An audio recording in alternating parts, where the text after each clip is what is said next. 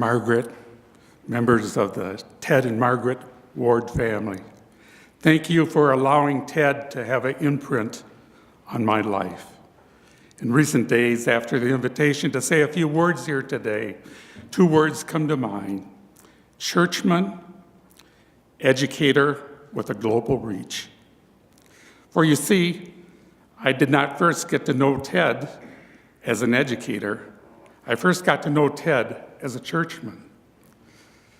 I had just accepted a new position at Michigan State University. We knew what home church we wanted to go to. We knew who the senior minister was.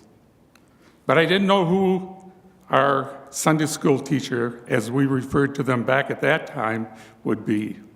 As I looked at the list of possible teachers, Ted Ward was there. My wife, Philip, and I, for the next months and for a couple years, sat under your husband's teaching. During those early years in our career, it just built a foundation because we already were rooted in Jesus Christ. Ted every Sunday faithfully divided God's word. Ted every Sunday was well prepared. Ted every Sunday had very insightful observations on God's word. That was important to us at that point in our Christian life. Margaret, what you don't know is on our way to Ted's class on those Sundays, we saw you by the door teaching little children. And you know what? Many of those children never got a hug that week unless they got the hug from you. And then you told them about the love of Jesus. You did that faithfully, year after year. In the midst of those children were 2 young boys, our only children. Today, David and his family are faithfully serving the Lord and active in their church in Ann Arbor, Michigan. This afternoon, my wife and I will go and listen to our youngest son, who now is senior pastor of Elmbrook Church, a legacy pulpit in Milwaukee, Wisconsin. He too is following the example that you gave to us, and hopefully we've passed on to our children. A churchman. I could talk about other aspects of the church, but I won't do that this morning. But he also was an educator with a global outreach.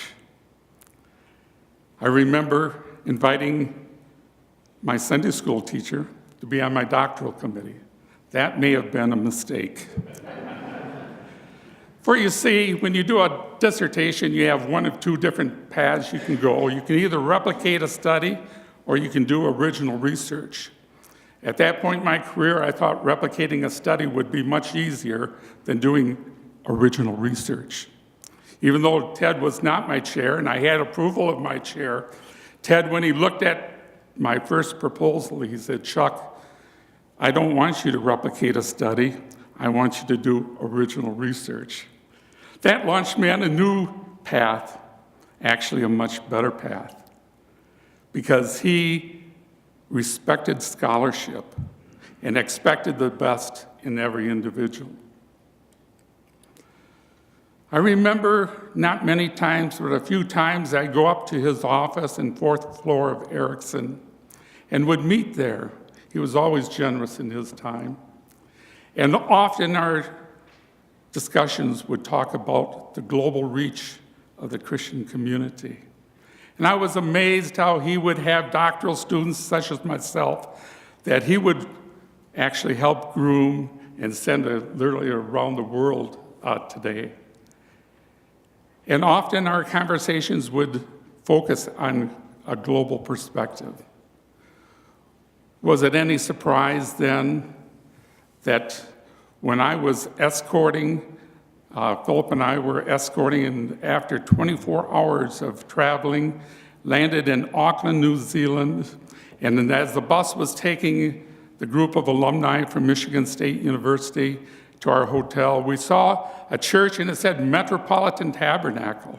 That had some familiarity with me because my wife is from England and thinking of Spurgeon's Tabernacle. I said, Philip, let's slip away from the group and go over to the church that evening. Of course, after the evening service, we stuck out as Americans with our attire. And I remember one of the people behind us said, where are you from? You must be from America. I said, we are. He said, perchance, do you know a Ted Ward? Do I know a Ted Ward? He's on my doctoral committee.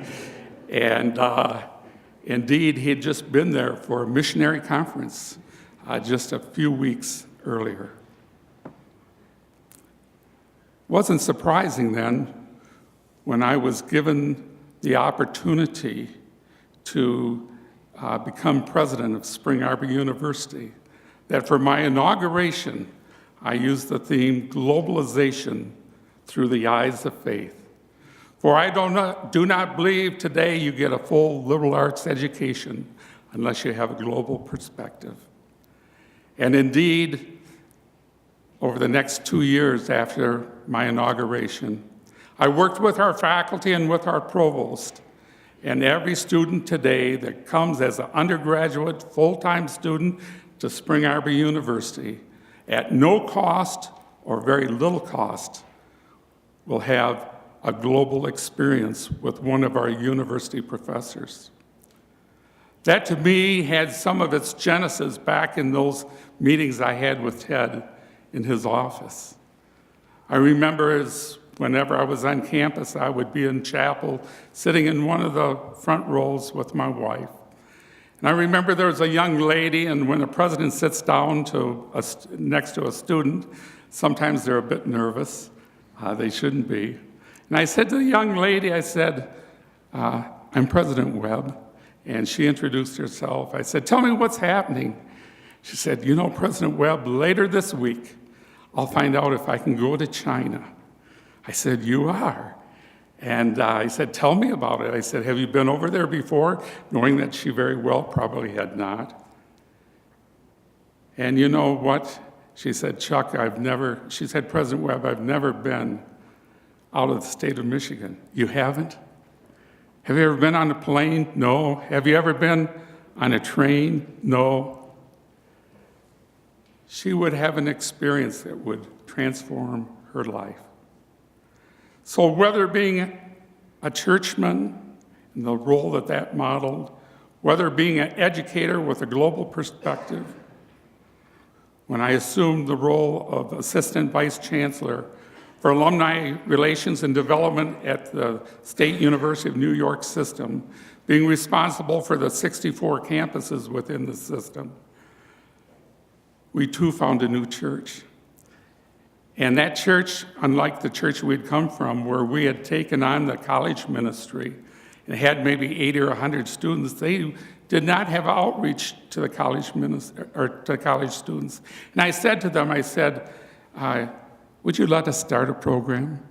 So on Saturday afternoon, Philip and I would go to the Chrysler dealership. We'd get 2 15-passenger vans.